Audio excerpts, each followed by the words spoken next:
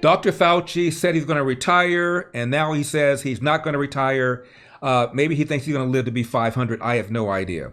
But if he does, we couldn't afford it. We, meaning taxpayers. He will receive a tax-paid federal retirement annual pension benefit of, wait for it, $414,667. That's more than the president's $400,000 a year annual salary if Fauci leaves government in January 2025, as he claims he plans to do so. But as I said, he has now unclaimed the plans. Sort of like Tom Brady, you never know what might happen. He will have been a government employee for 59 years and will be 85 years of age if he retires January 2025. Under the present rules, his annual salary at retirement will be nearly $530,000. Currently, he earns $456,028 in annual salary compensation, making him the highest paid federal employee.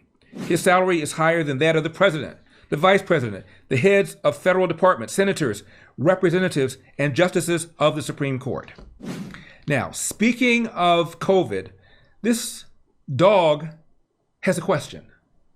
If I scratch my and it doesn't smell like anything, do I have COVID or do I have a clean?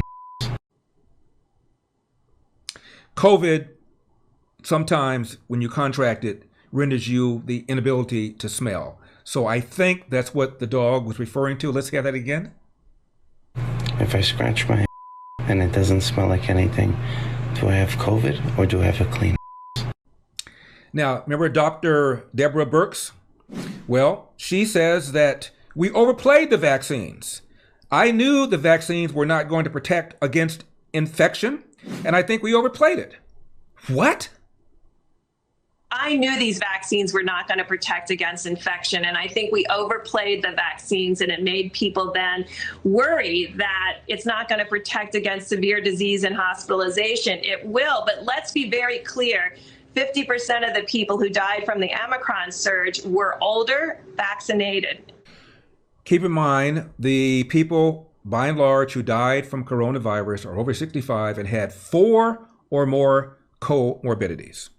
Now, an analysis of the Pfizer and Moderna COVID vaccine trials found that the shots are more likely to land a recipient in the hospital than to provide protection from a severe adverse event.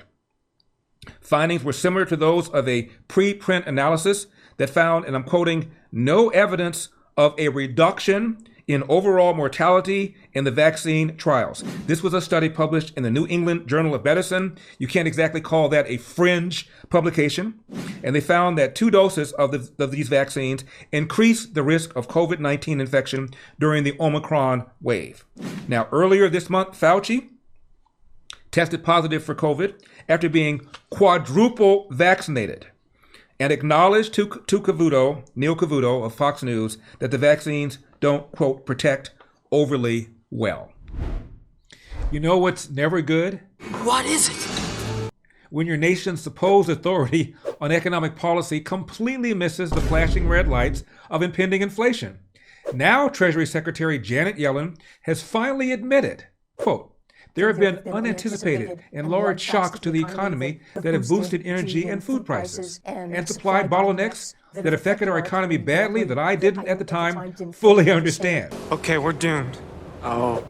Well, you know who understood the real threat of inflation? People who invested in gold and silver with Birch Gold Group. They're protecting their savings from a hugely turbulent economy by diversifying their 401k or IRA into gold, physical gold. And it's not too late for you to take action now. So visit LarryForGold.com and get a free info kit on diversifying and protecting your savings with precious metals.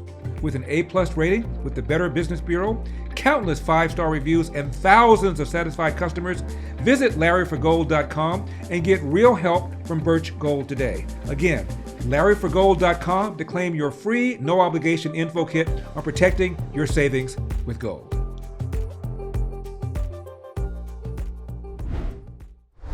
Donald Trump allegedly said drink bleach. Well, that came up at a press conference. just want to reiterate this. The president is improving. He has very mild symptoms of a virus, and we should be thrilled that the president of the United States is doing better. And again, it's because of the treatments. You didn't hear what he said, but the reporter said without ingesting or injecting bleach. I think he said injecting bleach.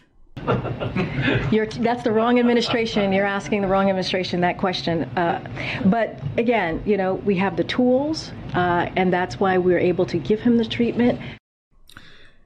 I'm pretty sure he said without injecting bleach. Let's hear that again. I just want to reiterate this. The president is improving.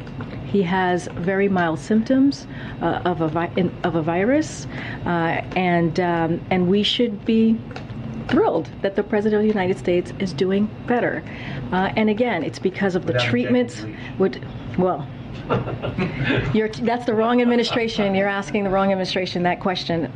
Yeah, he said without injecting bleach. She laughs. Well, you're at the wrong administration. I don't know what reporter said that, but this is what I'm talking about. We talked about this earlier. White House press corps. The reporters who are Democrats outnumber reporters who are Republicans 12-1. That is, all these guys against Peter Doocy from Fox News. And she laughed. She says, well, that's a different administration. Let's talk about exactly what President Trump said about this bleach business. I'm quoting him. A question that probably some of you are thinking of totally into that world, which I find very interesting. So supposedly, we hit the body with a tremendous, whether it's an ultraviolet or just very powerful light. And I think you said that hasn't been checked, but we're going to test it. And then I said, supposing that you brought the light inside the body, which you can do either in the skin or some other way. And I think you said you're going to test that too. Sounds interesting, right? Turning to one of his aides. And then I see the disinfectant where it knocks it out in 1 minute. And is there a way to do something like that by injection inside or almost a cleaning? Because you see, it gets in the lungs and it does a tremendous number on the lungs. So it would be interesting, Trump said, to check that so that you're going to have to use medical doctors with. But it sounds interesting to me. So Trump said, we'll see. But the whole concept of the light, the way it kills in just 1 minute, that's pretty powerful. It wouldn't be done through injections, almost a cleaning, a sterilization of an area. Maybe it works, maybe it doesn't, but it certainly has a big effect if it's on a stationary object, end of quote. That's what he said. Didn't say anything about drinking bleach, didn't say anything about injecting bleach. And here is what PolitiFact said, and PolitiFact is left-wing, and they hate Donald Trump's guts. Trump did not explicitly recommend ingesting a disinfectant like bleach. Nevertheless, his remarks led some companies and state agencies to issue warnings about ingesting disinfectants. The maker of Lysol said in a statement that under no circumstance should its products be used in the human body. PolitiFact continued. Biden said Trump said drinking bleach could help fight the coronavirus. Trump did not specifically recommend ingesting disinfectants, but did express an interest in exploring whether disinfectants could be applied to the site of a coronavirus infection inside the body, such as the lungs. So we rate Biden's claim, and therefore the claim made by this reporter, quote, mostly false, end of quote. Now, the World Health Organization has declared a public health emergency over the monkeypox virus. I thought they were going to rename it because they thought monkeypox sounded racist. But they now view the outbreak as a significant enough threat to global health that a coordinated international response is needed to prevent the virus from spreading further and potentially escalating into a pandemic. The declaration does not impose requirements on national governments. It just serves as an urgent call for action. Now, here is another report.